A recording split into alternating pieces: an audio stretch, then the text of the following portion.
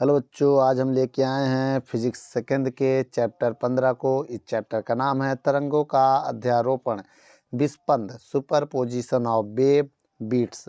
बच्चों, यदि आपने इससे पहले वाले चैप्टर की वीडियो नहीं देखा है या न्यूमेरिकल की वीडियो नहीं देखा है तो इसी वीडियो के डिस्क्रिप्शन बॉक्स में जाइए, वहाँ पर चैप्टर का लिंक मिल जाएगा। और इस प्ले लिस्ट में जाएंगे तो वहाँ पर इसी कुमार मित्तल के बुक के न्यूमेरिकल की वीडियो मिल जाएगी सभी चैप्टर का।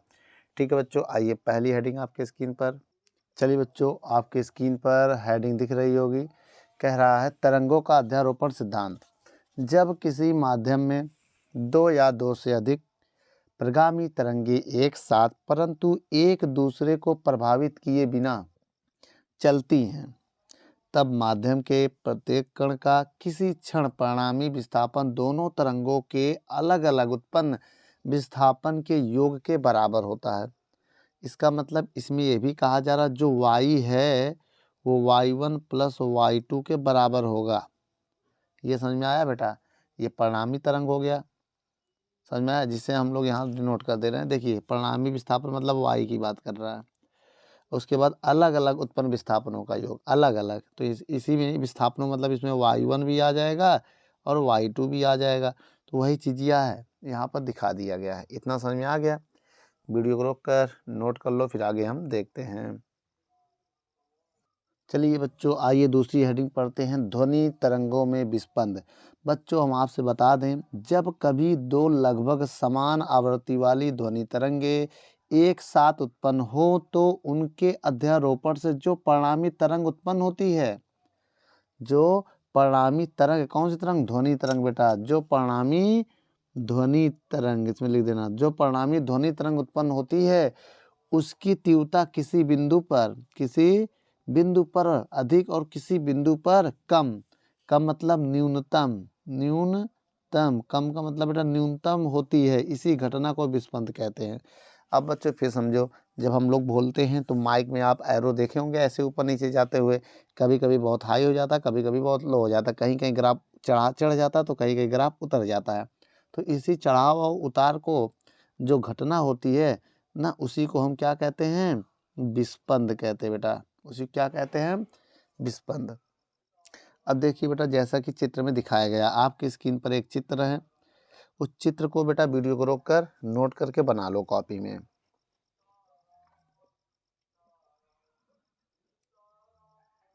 चलिए बच्चों, जैसा कि ग्राफ द्वारा विवेचना आपकी स्क्रीन पर है, तो बच्चों आपकी स्क्रीन पर दिख रहा होगा एक 2A और B ग्राफ बनाया गया है। अब इसमें कह रहा है दो तरंगे के द्वारा किसी बिंदु पर उत्पन्न किए गए कंपनों में। देखिए, पहले वाला जो ग्राफ है उसमें दो तरंगे हैं, एक डॉट डॉट से शो है और एक लाइन से शो है। तो यहाँ पर ये बताया जा रहा है कि इनके कंपनों के विस्थापन वक्र खींचे गए हैं। जो लगातार वक्र वाले कंपन की आवृत्ति है, डॉट डॉट डॉट ना, विच्छिन्न बोलते हैं इसे, डॉट डॉट वक्र वाले कंपन की आवृत्ति से कुछ अधिक है। t1 समय पर दोनों तरंगे एक ही कला में हैं, अतः इस समय बिंदु का परिणामी आयाम अधिकतम है। परंतु चूंकि आवृत्तियों में थोड़ा सा अंतर है, अतः समय के साथ एक वक्र दूसरे के सापेक्ष घटता जाता है या हटती जाती है तथा परिणामी आयाम घटता जाता है। इस वजह से t2 समय पर वक्र एक दूसरे के विपरीत हो जाते हैं, अतः परिणामी आयाम शून्य हो जाता है। क्या हो जाता है? शून्य हो जाता है। और t3 समय पर जबकि दोनों तरंगे पुनः एक ही कला में आ जाती हैं, परिणामी आयाम पुनः अधिकतम हो जाता है, जैसा कि चित्र बी में दिखाया गया है ना। परिणामी वक्र खींची गई हैं जो परिणामी आयाम के उतार चढ़ाव को प्रदर्शित करता है। चूंकि ध्वनि की तीव्रता आयाम के वर्ग के अनुक्रमानुपाती होती है, नियम में बताया गया है, अतः तीव्रता का उतार चढ़ाव भी इसी प्रकार के वक्र द्वारा प्रदर्शित करते हैं। ठीक है बच्चों, वीडियो को रोक कर नोट कर लो। चलिए बच्चों, यहाँ पर हम विस्पंद आवृत्ति के बारे में जानते हैं, इसके फॉर्मूले के बारे में जानते हैं। कैसे जानेंगे, आइए पहले हम समझते हैं। यहाँ पर सबसे पहले हम क्या करेंगे, माना दो ध्वनि तरंगे, माना दो ध्वनि तरंगे, ठीक लेते हैं, जिनका कोणीय आवृत्ति जिसे बोलते हैं हम लोग, या कोणीय वेग भी बोल सकते हैं, क्या है, ओमेगा 1 और ओमेगा 2 है। ओमेगा 1 और ओमेगा 2 है, और प्रत्येक स्थिति में आयाम ए है। और इसका आयाम क्या है, प्रत्येक स्थिति में आयाम जो है ए है। ठीक है, अभी एक दिशा में चल रही हैं, तब समीकरण क्या होगा बेटा, आइए देखते हैं। पहला समीकरण हम मान ले रहे हैं, y1 बराबर ए साइन ओमेगा 1 टी माइनस के एक्स, और दूसरा समीकरण हम मान ले रहे हैं y2 बराबर ए साइन ओमेगा 2 टी माइनस के एक्स। ये हो गया। अब देखिए, अगर हम आपसे कहें कि यह मूल बिंदु पर हो, अगर यह समीकरण मूल बिंदु पर, कहाँ पर, मूल बिंदु लेते हैं अगर हम, तो आपको पता है x का मान क्या हो जाएगा, 0 हो जाएगा ना, जिसे हम प्रक्षेपण बिंदु भी कहते हैं। तो अब क्या होगा, जब ये 0 हो जाएगा तो मेरा y1 का इक्वेशन क्या बनेगा, ए साइन ओमेगा 1 टी होगा, बोलना मेरी बात को, और इसमें हो जाएगा ए साइन ओमेगा 2 टी हो जाएगा। इतना समझ में आ गया होगा। अब देखिए, इसको हम एक किनारे पहले हल करते हैं, उसको रोक देते हैं। अब देखिए, उसको पहले रोकिए, अभी उधर काम आएगा। ठीक, अब हम ये कहना चाहते हैं आपसे, अब ओमेगा का तुमने फार्मूला पढ़ा होगा, यहाँ बता दे रहे 3 डॉट बना के। ओमेगा 1 बराबर फार्मूला होता है 2 पाई n1 होगा, क्या होगा, ये होगा। और ओमेगा 2 बराबर फार्मूला होगा 2 पाई n2 होगा, 3 डॉट बना के। अब ये मान रखने जा रहे हैं, अगर हम मान रख देते हैं तो y बराबर क्या आ जाएगा, ए साइन ओमेगा को लिख सकते हैं 2 पाई n1 टी, मेरी बात समझिएगा। और दूसरा जो हो जाएगा y2 बराबर हो जाएगा, वो हो जाएगा ए साइन 2 पाई n2 टी हो जाएगा। तो मेरे यहाँ 2 समीकरण हमको मिला है, एक ये मिल गया बेटा और एक ये मिल गया। अब इन दोनों को बहुत ध्यान से देखेंगे, अब सॉल्व करने चलना है। कैसे सॉल्व करेंगे, यहाँ देखिएगा। अब यहाँ लिखेंगे अध्यारोपण के सिद्धांत से, किसके, अध्यारोपण के सिद्धांत से। अध्यारोपण का सिद्धांत क्या होता है बेटा, y बराबर y1 प्लस y2।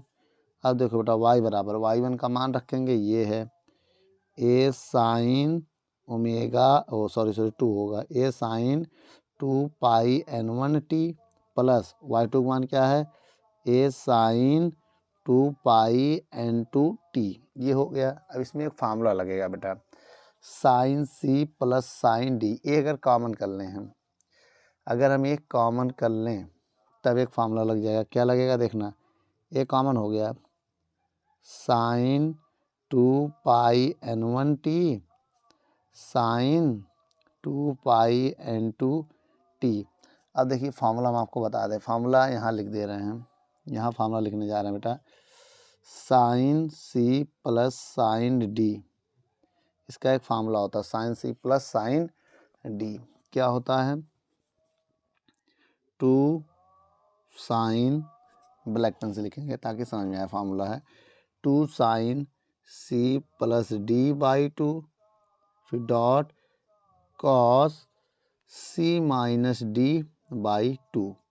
यह फार्मूला बहुत इंपॉर्टेंट है बेटा, इसको याद रखना, क्लास 10th में पढ़ाया जाता है। अब तो सिलेबस से हट चुका है, लेकिन पहले जब क्लास 10 में कोई पढ़ता था सन 2018 का पहले, तो ये है।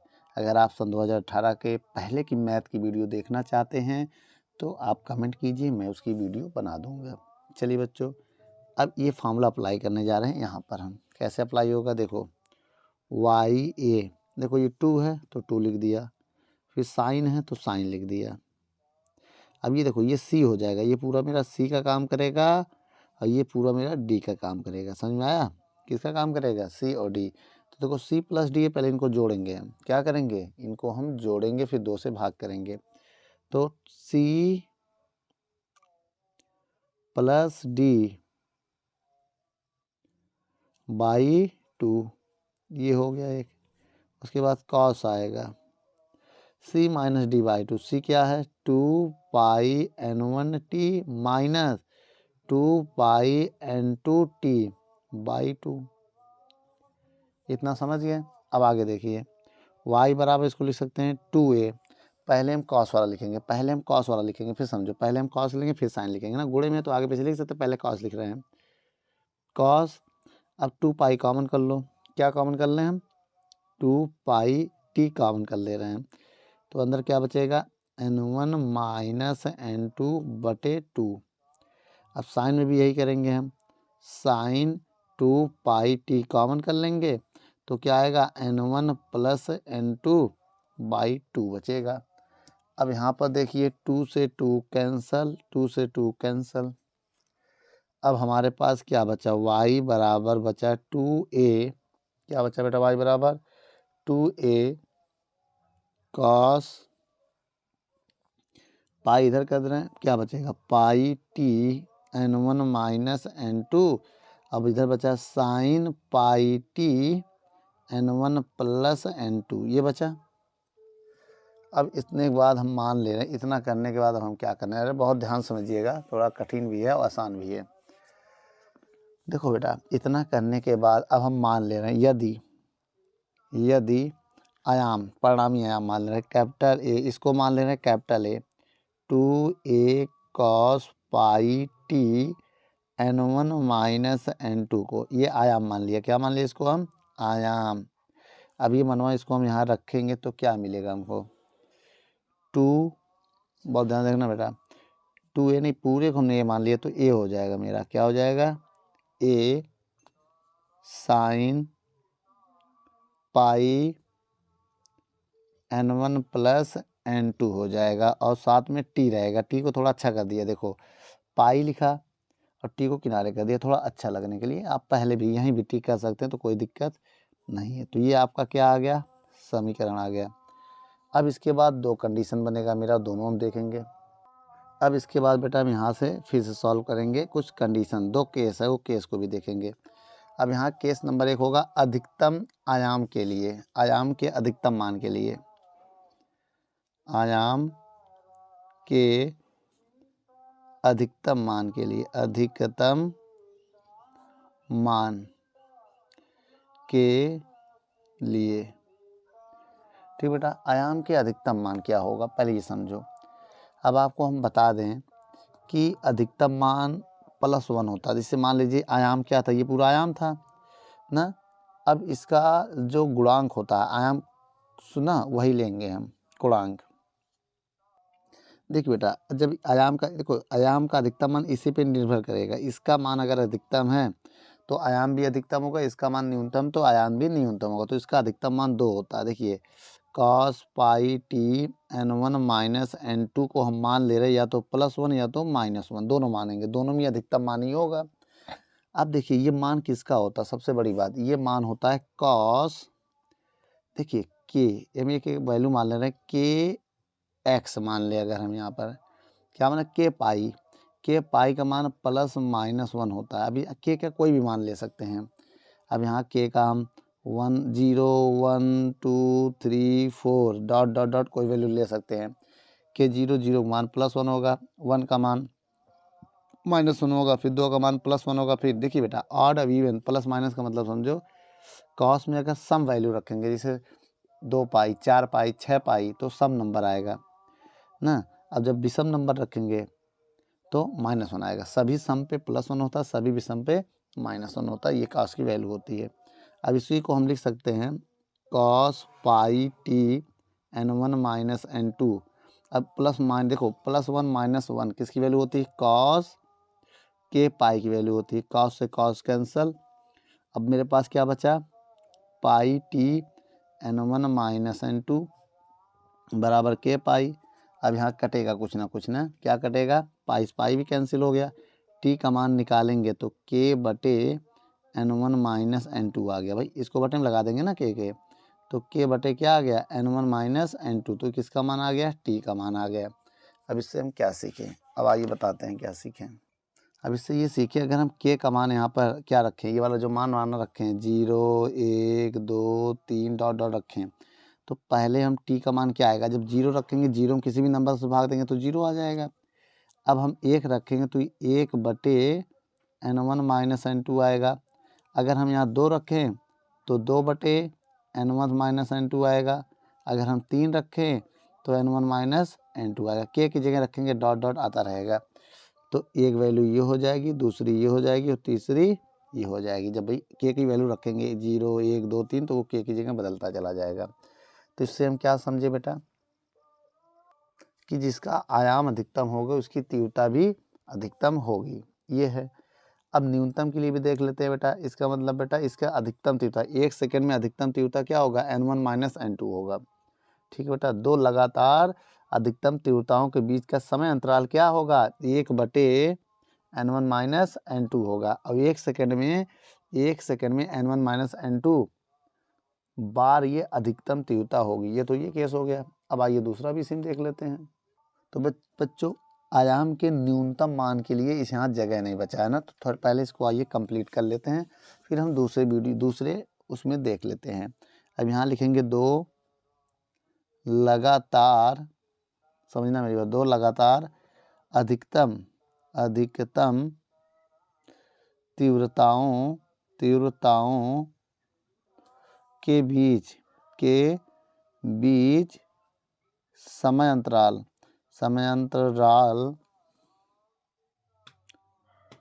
क्या होगा, 1/n1 माइनस n2 होगा। सेकंड होगा, क्या होगा, सेकंड है। तब 1 सेकंड में n1 माइनस n2 बार तीव्रता अधिकतम होगी। क्या होगा, बार तीव्रता अधिक होगी या अधिकतम होगी। ठीक बेटा, वीडियो को रोक कर नोट कर लो। चलिए बच्चों अब आगे देख लेते हैं। आयाम के न्यूनतम मान के लिए, किसके, आयाम के न्यूनतम मान के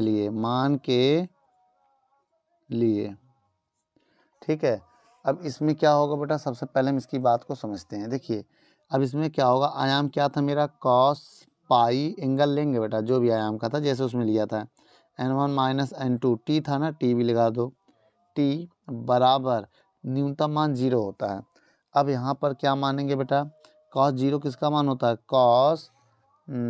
कॉस के पाई/2 का मान 0 होता है। के का कोई भी मान रखो, चाहे 0 1 2 3, 0 नहीं रखेंगे ना, यहाँ पर 0 का मान 1 हो जाएगा, 0 को हटा दो। ये अब ये देखिए कोई भी नेचुरल नंबर आप रख सकते हैं। तब इसका मतलब इसको हम क्या ही सकते हैं, cos pi T n1 minus n2 किसका मान होता है, ये कॉस के पाई/2। तो कॉस से कॉस कैंसिल हो जाएगा, तो pi T n1 minus n2 आएगा बराबर के पाई/2। तो पाई से पाई भी कैंसिल हो जाएगा। अब यहाँ से अगर हम टी का वैल्यू निकाल रहे हैं तो ये बटे में चला जाएगा, k/2 n1 माइनस n2। तो यहाँ पर ये आ गया बेटा। अब यहाँ पर k का मान रखेंगे अलग अलग कंडीशन में। आइए अब k का मान हम 1 2 3 4 डॉट डॉट रखेंगे। तब देखिए, तब पहले अगर जब 1 रखेंगे, 1 तो यहाँ 1 हो जाएगा, तो 1/2 n1 माइनस n2 होगा। जब 2 रखेंगे तो यहाँ 1 की जगह यहाँ 2 हो जाएगा, बाकी नीचे वही रहेगा, 2 n1 माइनस n2 हो जाएगा। जब 3 रखेंगे तो 2 n1 माइनस n2 हो जाएगा। ऐसे मेरा चलता रहेगा। लेकिन एक बात और, ये इवन मान के लिए मान्य नहीं है बेटा, केवल ऑड मान रखेंगे। क्या रखेंगे, ऑड मान। जैसे 1 ये मान नहीं रखेंगे, फिर 3 होगा, फिर ये नहीं 5 होगा। याद रखना बेटा, ऑड मान के लिए है। तो 1 के बाद क्या होगा, 1 के बाद ये नहीं होगा, 3 होगा, फिर 5 होगा। मेरी बात समझिएगा। तो फिर यहाँ भी 1 के बाद 3 के बाद 5 होगा। ऑड मान के लिए केवल ये मान होता है। इवन में बेटा तो पाई हो जाएगा ना, जब यहाँ 2 रखोगे यहाँ तो 2 से 2 कटेगा पाई, और पाई का मान अभी ऊपर बताया था क्या होता है। देखिए बेटा, कॉस में जो सम पाई होता है क्या होता है, जैसे 1 पाई 2 पाई नहीं, विषम पाई 1 पाई, 3 पाई, 5 पाई, इसका मान -1 पाया जाता है। और कॉस में जो सम पाई होता है, जैसे 2 पाई, 4 पाई, 6 पाई, इन सब का मान +1 होता है ना, ये होता है। समझ में आया? इसी वजह से ये बाकी मान आपको याद करना पड़ेगा। अब यहाँ पर क्या हुआ, इससे हम ये समझिए, क्या समझे बेटा? आइए हम यहाँ लिख देते हैं। यहाँ हम इससे ये समझे हैं कि 2 बार, 2 लगातार न्यूनतम तीव्रताओं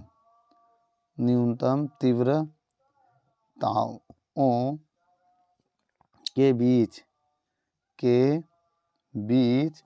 समय अंतराल कितना होगा? समय अंतराल बताया था जो वहाँ पर वही है एकदम सेम, n1 से n1 - n2 होगा, सेकंड होगा। तब अतः 1 सेकंड में,